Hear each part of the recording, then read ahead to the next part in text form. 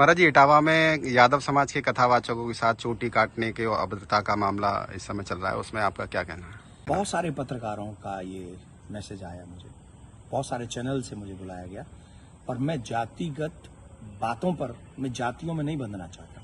मैं सनातन कार्य के लिए कार्य कर रहा हूं, मैं सभी सनातनियों को जोड़ना चाहता हूं। रही बात चोटी काटने की, गलत है। किसी के भी साथ दुर्व्यवहार नहीं करना चाहिए। कोई भी किसी भी प्रकार का दुर्व्यवहार करता है वो ठीक नहीं। हम तो इसका प्रचार करते हैं, तिलक रखो और चोटी रखो, कलावा बांधो, कंठी पहनो, इसका हम प्रचार करते हैं। रही बात दूसरी कि जो लोग जातियों के लिए, मैंने तो देखा कि एक गांव में घटना घटी और उसमें बड़े बड़े देश के बड़े नामचीन नेता आकर बयान दे रहे हैं और वो जातियों के विरोध में बयान दे रहे हैं, और वो वही काम कर रहे हैं जो अंग्रेजों ने किया था। मैं ये जानना चाहूंगा, अभी आप लोगों ने भी सुना होगा, मथुरा में एक कांड हुआ था, एक टेम्पो वाला पकड़ा गया था और उसने 23 लड़कियों के साथ दुर्व्यवहार किया था। उनकी वीडियो, उनकी पिक्चर्स और उनके सब हैं, और वो हट जाति के थे। वो बच्चियां जो थी वो हट जाति की थी। तब कहां चले गए ये सारे मर्द? क्या एक पुरुष का मान सम्मान स्त्री के मान सम्मान से ज्यादा है? हम स्त्री के मान सम्मान के लिए क्यों नहीं खड़े हुए? इसका मतलब ये नहीं मैं कह रहा हूं कि पुरुष का अपमान हो जाए तो हो जाए, अपमान किसी का नहीं होना चाहिए। जब लोग मूत्र जिहाद करते हैं, लब जिहाद करते हैं, थूक जिहाद करते हैं, तो वो जब थूकते हैं ना भोजन में, तब इसलिए नहीं थूकते कि ब्राह्मण पंडित जी जय लेंगे। उसमें सब आते हैं, पंडित जी भी आते हैं, यादव जी भी आते हैं, सिंह साहब भी आते हैं, अग्रवाल जी भी आते हैं, चौधरी साहब भी आते हैं, लिमका भी आते हैं, ढिमका भी आते हैं, सब आते हैं। वो सबके लिए थूकते हैं, वो सबके लिए मूतते हैं, वो सबकी बहन बेटियों पर नजर रखते हैं।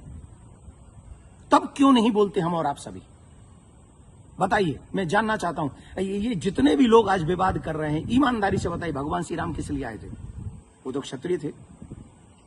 भगवान श्री कृष्ण किस लिए आए? वो तो यदुवंशी थे ना। किस लिए आए थे? बताइए मुझे, जरा जवाब दीजिए, जो अपनी अपनी जातियों के जो नेता बने बैठे हैं।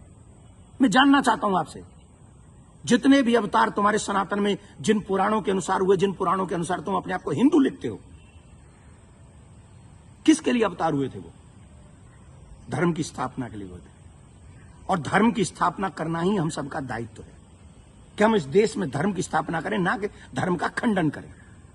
हम सबको चाहिए कि एक साथ रहकर अपने धर्म का सम्मान करें, अपने धर्म को बढ़ाएं, अपने देश को बचाएं। ये हम लोगों की ड्यूटी होनी चाहिए। और जितने भी यदुवंशी सुन रहे हैं ना, my dear, listen to me. निश्चित तौर पे मेरा जन्म जो है ब्राह्मण कुल में हुआ है, लेकिन आपको एक और बात बता दूं, यदुवंशी मेरे हैं सब।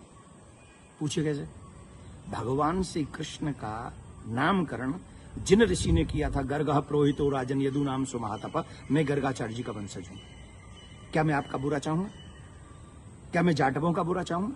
मैं चौधरियों का बुरा चाहूंगा? मैं बनियाओं का बुरा चाहूंगा? किसी का बुरा नहीं चाहता। मैं आप सबका भला चाहता हूं और इस देश का भला चाहता हूं। अगर आपको ईमानदारी से अपने इष्ट में निष्ठा है, राम में, कृष्ण में, परशुराम में, हनुमान में, देवी में, देवता में, तो आप शास्त्रों के बताए हुए मार्ग पर चलिए और धर्म का पालन कीजिए, और उन विधर्मियों से लड़ने के लिए तैयार हो जाइए जो हमारे देश में जाति का जहर घोलकर, कई बड़े बड़े नेता हैं, जाति के नाम पे कूद पड़े, बस चुनाव की सभाओं में बोल रहे हैं, चुनाव के एक कथा, अरे तुम्हारे इस नाम पे वोट लोगे? लेकिन महाराज जी, सवाल ये आ रहा है कि ब्राह्मणों के अलावा और कोई समाज का व्यक्ति कथा कर सकता है कि नहीं कर सकता? क्यों नहीं कर सकता भाई? कथा प्रवचन कहीं भी करे। हम अपने बच्चों को कहानियां सुनाते, कथा सुनाते हैं, क्या बुराई है? हर एक जाति के व्यक्ति, मम्मी पापा, दादी दादा, नानी नाना तो अपनी ही जाति के होंगे ना। कहानी सुनाए, कथा सुनाए, कोई बुराई नहीं है। लेकिन व्यासपीठ पर बैठ के सप्ताह करना, देखिए उसकी विधा, हम शास्त्रों की बात करेंगे। यहां मैं अपनी बात नहीं करूंगा। मैं ब्राह्मण कुल में मेरा जन्म हुआ है, लेकिन कितने ऐसे कार्य हैं जो मैं खुद नहीं करता। जैसे यज्ञ कराना मैं नहीं करता, क्योंकि उसमें मेरी नॉलेज नहीं है। विवाह कराना वो मैं कार्य नहीं करता। अंतिम संस्कार में भी जो 16 संस्कारों में से एक है, मैं वो नहीं करता। जो चीज मेरे हाथ में नहीं है वो मैं नहीं कर सकता, और जो मेरे हाथ में है वो मैं कर सकता हूं। जब हम भागवत करते हैं, एक अनुष्ठान करते हैं, अनुष्ठान को अनुष्ठान रहने दीजिए। सत्संग, प्रवचन, रामायण इत्यादि हम सब करें, कौन रोकने वाला है? और कितने ऐसे लोग हैं जो ब्राह्मण नहीं, वो भी कथा कर रहे हैं। हमारे यहाँ तो मुस्लिम भी राम कथा करके गए हैं और हमने उनको स्वीकार किया। रसखान को हमने स्वीकार किया है। रसखान के पद हम लोग गाते हैं। तो इसमें जाति के चक्कर मत पड़िए, जाति बंधन मत फैलाइए। मैं हाथ जोड़ के प्रार्थना करता हूं, आइए हम सब एक हों, सनातन, देश और धर्म और आने वाली पीढ़ी को बचाएं। यही हमारा दायित्व है। जय श्री राम। लेकिन महाराज जी एक सवाल और कि उनपे आरोप लग रहा है कि छेड़छाड़ की उस घटना में शामिल पाई गई। देखिए, न तो ये काम देवकी नंदन का है और न काम ये अखिलेश जी का और तेज प्रताप जी का है।